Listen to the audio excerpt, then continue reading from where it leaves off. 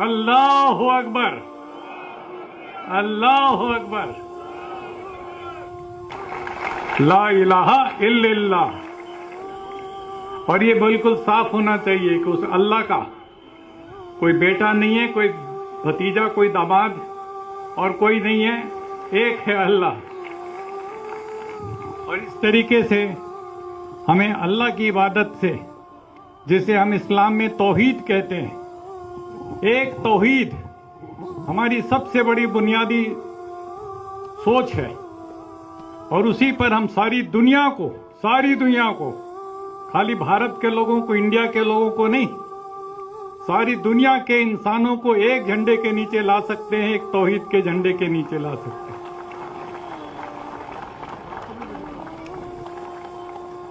और जब हम अपने पैगंबर को याद करते हैं, इस्लाम में पैगंबर इस्लाम को, हजरत मोहम्मद साहब सल्लल्लाहु अलैहि वसल्लम, तो हम साफ शब्दों में कहते हैं रहमतुल लिल आलमीन, रहमतुल लिल मुसलमीन नहीं।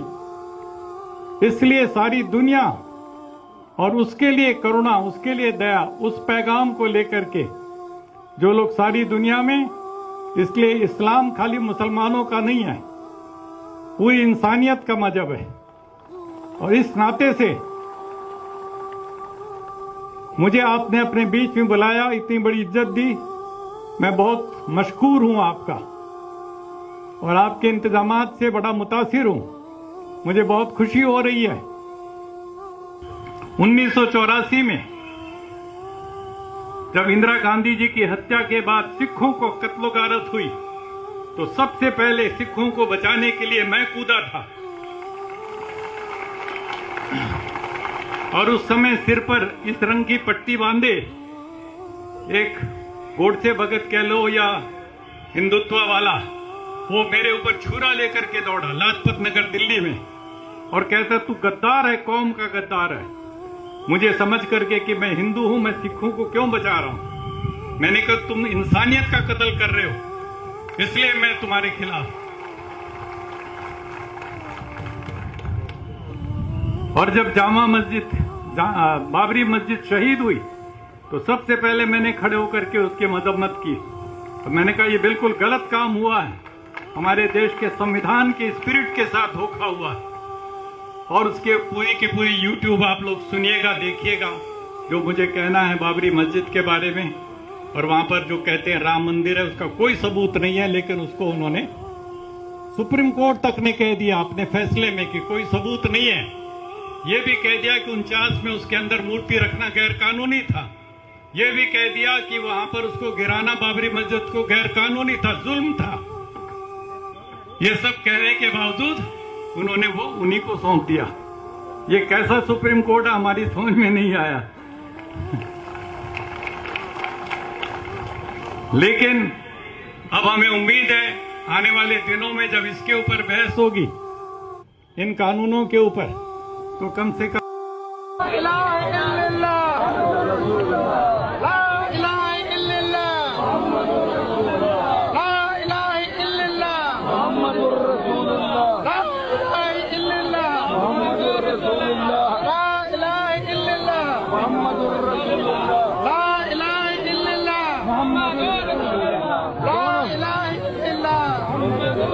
दोनों एक धर्म के नाते लोगों को माफ कर देना चाहिए। पहले मैंने जरूर ये समझा था कि यही इस्लाम है। इन्हीं मैंने बताया कि कुछ लोगों के अखलाक की वजह से the history of Islamic terrorism लिखी थी। मैंने सोचा था ये इस्लाम है, लेकिन जब वास्तविक इस्लाम को जाना, हजरत मोहम्मद सल्लल्लाहु अलैहि वसल्लम को जाना, जब कुरान को जाना, जब हदीसों को पढ़ा, तो मुझे उन पर दया आई, उन सज्जन पर, कि वो इस्लाम को नहीं जानते। ऐसे लोगों को माफ कर देना चाहिए। तो कहने का मतलब ये है कि इस तरीके के लोग हजरत मोहम्मद सल्लल्लाहु अलैहि वसल्लम की कथनी और करनी दोनों के खिलाफ काम करते हैं। मैं समझता हूं कि आपकी कथनी और करनी के हिसाब से अगर दुनिया चले तो सारी दुनिया में अमन चैन हो जाए। इससे बड़ा सत्य धर्म, इससे बड़ी इंसानियत और कोई हो ही नहीं सकती जितनी की बड़ी इंसानियत इस्लाम में मौजूद है, हजरत मोहम्मद सल्लल्लाहु अलैहि वसल्लम की कथनी और करनी में मौजूद है।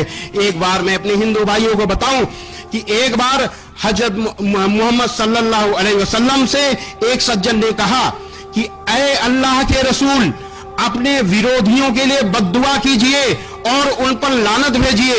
अल्लाह के रसूल सल्लल्लाहु अलैहि वसल्लम ने कहा कि मुझे अल्लाह ने किसी के लिए बद्दुआ देने के लिए, किसी पर लानत भेजने के लिए नहीं भेजा, रहमत के लिए भेजा है।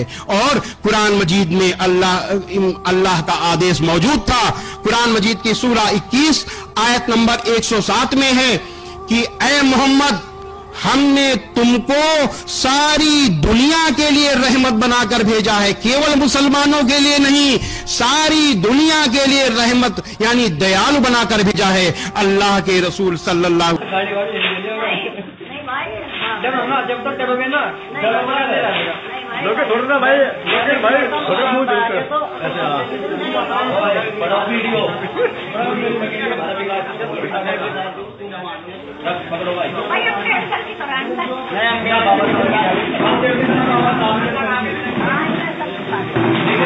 जवान था 16,000 में फैंसी तो कपड़े डाल मार गया था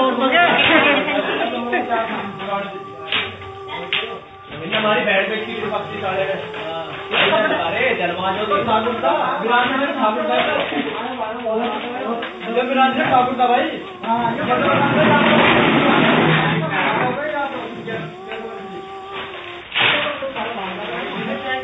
देखिए ध्यान रखिए रखे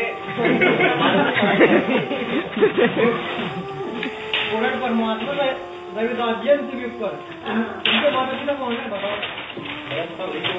अरे जब भी नहीं देखा था इनके माता पिता कहाँ से आ गया भाई? वही तो बात कह रहा है।